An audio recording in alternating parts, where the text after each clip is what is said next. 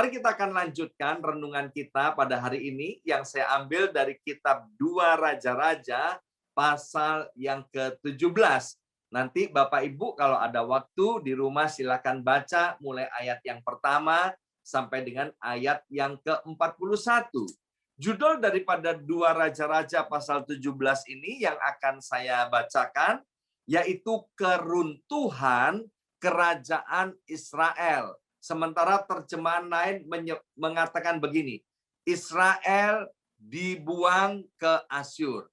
Ini adalah judul yang tidak enak, keruntuhan, ya, keruntuhan, kejatuhan. Saudara, kalau kita lihat bangunan, kemudian bangunan itu runtuh, aduh sayang banget, ya kan? Sudah dibangun begitu hebat, kemudian runtuh. Hari ini saudara kita Wempi ini yang nampak di layar, yang ganteng banget, beliau sedang ada di Atlantic City.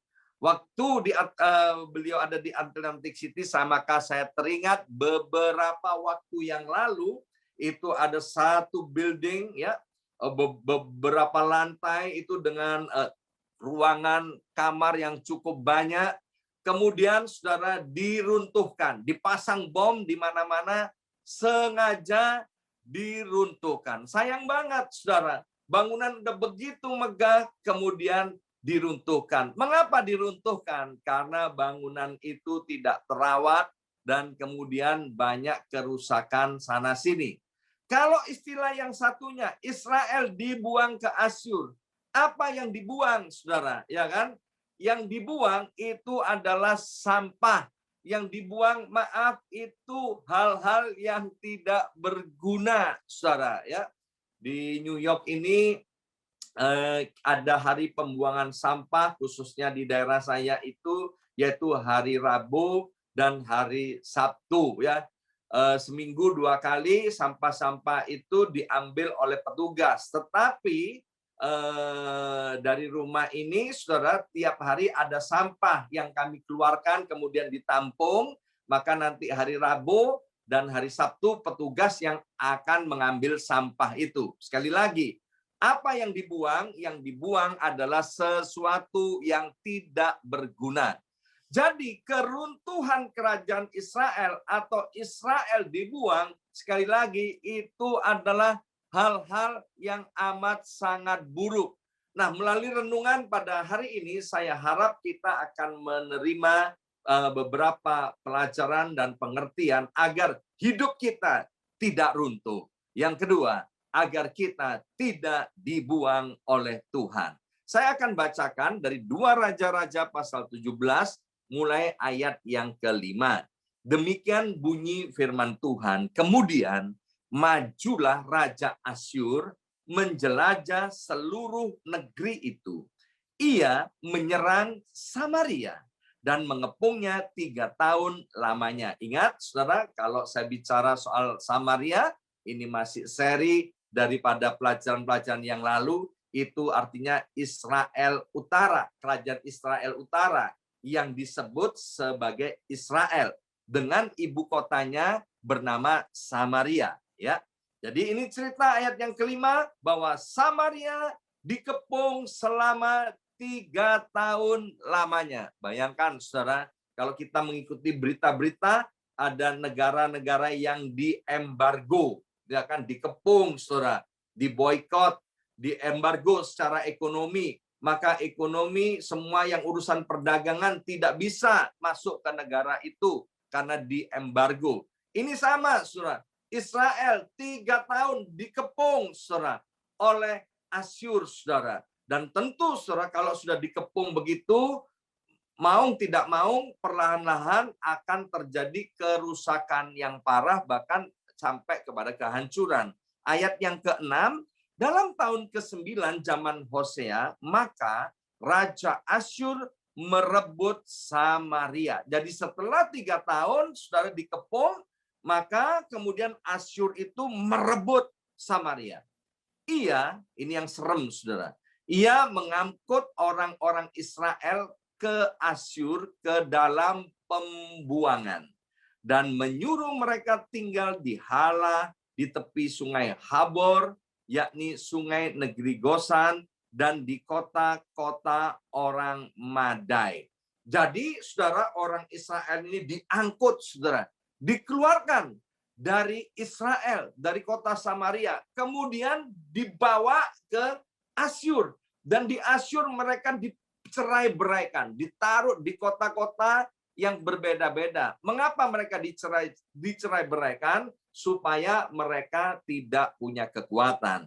Kita sudah belajar banyak tentang apa segala sesuatu yang dicerai-beraikan. Maka kalau terjadi cerai-berai, saudara, baik di dalam organisasi, di dalam pekerjaan, maupun di dalam keluarga, maka tidak akan ada yang namanya berkat. Tapi kalau ada persatuan, saudara, ada kekuatan dan ada berkat. Mazmur 133 ayat pertama sampai ayat yang ketiga dengan jelas berkata, kalau kita bersatu, kita hidup rukun, bukan sekedar bersatu, maka berkat-berkat Tuhan akan diperintahkan untuk dicurahkan. Ini Israel dibawa ke Asyur, kemudian dicerai-beraikan. Mereka tidak lagi bisa berkomunikasi satu dengan yang lainnya. Kenapa? Karena belum ada handphone, belum ada internet, belum ada alat komunikasi, sehingga mereka tidak punya kekuatan apa-apa lagi. Ayat yang ketujuh menerangkan hal itu terjadi karena orang Israel telah berdosa kepada Tuhan Allah mereka. Jadi pertanyaannya, mengapa keruntuhan itu menimpa Israel? Mengapa Israel sampai dibuang oleh Tuhan?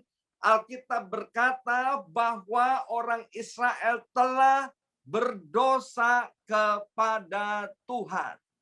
Kesabaran Tuhan ada batasnya, saudara.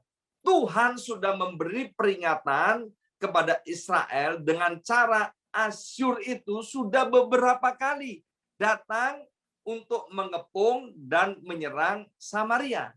Apa yang kita baca ini merupakan serangan yang ketiga kalinya atau serangan yang terakhir.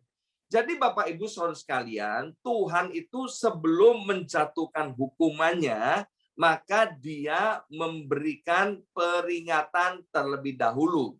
Seperti Bapak sayang kepada anaknya. Kalau kita punya anak, saudara, kemudian kita berkata ketika dia membuat kesalahan, oke, Papa katakan kamu ini salah, sekarang Papa kasih kesempatan, kamu Papa ampuni, ya please, please, please, jangan ulangi lagi kesalahan itu, ya. Dan kemudian setelah sekian lama anak itu membuat kesalahan lagi, papanya bilang lagi, ya kan? Ya tolong ya, jangan diulangi lagi kesalahan itu. Tetapi kalau anak itu bandel, terus-menerus berbuat salah, maka kesabaran bapaknya habis. Kesabaran Tuhan sama, saudara. Ya, Tuhan, kasih Tuhan itu diberikan dengan berlimpah. Tetapi jangan sampai kita menyalahgunakan kesempatan dan kasih yang Tuhan telah percayakan atau berikan kepada kita.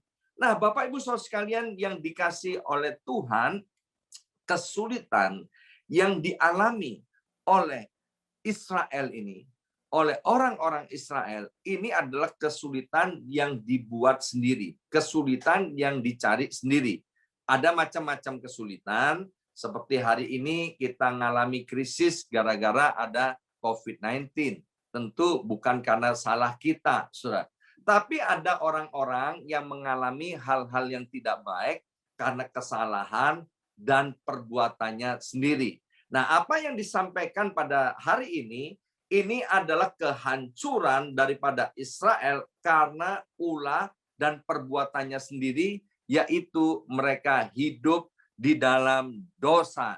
Bapak Ibu Saudara sekalian, apa yang menimpa Israel itu bisa menimpa orang-orang secara pribadi maupun secara kelompok, yaitu dalam keluarga dan rumah tangga. Ada keluarga-keluarga bisa hancur, saudara. Ada pribadi-pribadi yang hidupnya hancur. Mengapa? Karena mereka telah jatuh atau telah berbuat dosa. Saya seringkali katakan begini, bahwa ketika kita hidup di dalam dosa, dosa itu akan membuat kita melorot. dosa itu akan membuat kita turun. Dosa itu akan membuat hidup kita tidak baik. Dosa itu akan membuat kita mengalami kehancuran. Kemarin kita mengalami Paskah, saudara. Kita merayakan Paskah. Paskah artinya Passover, Pesak. Artinya apa? Kita telah diselamatkan, kita telah dibebaskan. Orang Israel sudah dibebaskan, sudah diselamatkan dari perbudakan yang mengerikan selama 430 tahun, saudara. Mengapa mereka sudah bisa jatuh di dalam dosa? Karena orang Israel itu melupakan kasih dan kebaikan Tuhan. Maka itu Bapak Ibu Saudara sekalian, di tengah-tengah kita sedang merayakan Paskah, ayo jangan sampai ada seorang pun di antara kita yang melupakan kasih dan kebaikan Tuhan. Kalau kita boleh ada sebagaimana kita ada sampai titik ini, itu sekali lagi bukan karena kuat dan gagah kita, tapi semua karena anugerah dan kemurahan Tuhan, ya. Di Alkitab saya ini, saudara yang pakai kertas ini, saya tulis saudara di sini, ya. Saya tulis begini, ingat, Yongki wajib, ya kan, di sini ditulis nih, rendah hati, buang atau matikan kesombongan, sumber konflik adalah diri sendiri, terbuka dan jujurlah kepada istri. Kemudian ditulis begini, saudara, Yongki dilahirkan kembali, yaitu pada tanggal 18 Oktober 2004, hari Senin, jam 8 malam. Komplit, saudara. Ya kan? Jadi kalau saya pegang Alkitab ini, saya terus ingat, ya kan? Ini, saudara, ada tulisan-tulisannya, ya. Saya ingat bahwa saya boleh ada sebagaimana ada hari ini, semua karena kemurahan Tuhan. Nah, kembali kepada orang Israel, Bapak Ibu Saudara sekalian. Orang Israel ini dia tidak tahu berterima kasih kepada Tuhan, dia melupakan kasih dan kebaikan Tuhan. Jadi bagaimana agar kita tidak hidup di dalam dosa? Yaitu dengan tetap setia kepada Tuhan dan selalu mengingatkan diri sendiri, ya, selalu mengingatkan diri sendiri bahwa Tuhan telah melakukan banyak perkara dan telah memberkati kita sampai kita ada pada hari ini. Mazmur 103 itu Daud bilang begini, saudara. Dari Daud, pujilah Tuhan, hai jiwaku. Pujilah namanya yang kudus, hai segenap batinku. Pujilah Tuhan, hai jiwaku. Dan janganlah lupakan segala kebaikannya. Dia yang mengampuni segala kesalahanmu, yang menyembuhkan segala penyakitmu. Ini Daud berkata kepada diri sendiri, hei Daud, pujilah, hei jiwaku, pujilah Tuhan dengan segenap hati. Jadi bagaimana agar kita tidak jatuh di dalam dosa? Yaitu yang pertama, dengan selalu mengingat kebaikan Tuhan. Dan yang kedua, yaitu dengan senantiasa memuji-muji Tuhan. Mungkin kita bisa menyanyi. Kalau kita tidak bisa menyanyi, tidak sempat menyanyi karena situasi yang tidak memungkinkan, kita bisa mengeluarkan dari mulut lidah kita atau dari dalam hati kita ucapan syukur yang memuliakan nama Tuhan. Seperti kata Daud, dia mengencourage dirinya sendiri, pujilah Tuhan, pujilah. Ingat bahwa kamu ini sudah diampuni dosa-dosamu. Ingat bahwa kalau kamu ini sehat sampai hari ini, bukan tidak mati seperti sekian juta orang kena COVID-19, itu bukan karena kamu kuat, tapi karena anugerah Tuhan. Kalau kita terus ingat bahwa hidup kita karena kemurahan Tuhan, maka saya percaya apa yang menimpa orang-orang Israel ini tidak akan terjadi dalam hidup kita. Saya percaya hidup kita tidak akan mengalami kehancuran. Saya percaya keluarga kita akan Tuhan pulihkan. Dan saya percaya hidup kita tidak akan terbuang. Tetapi kita akan mengalami segala sesuatu yang baik daripada Tuhan.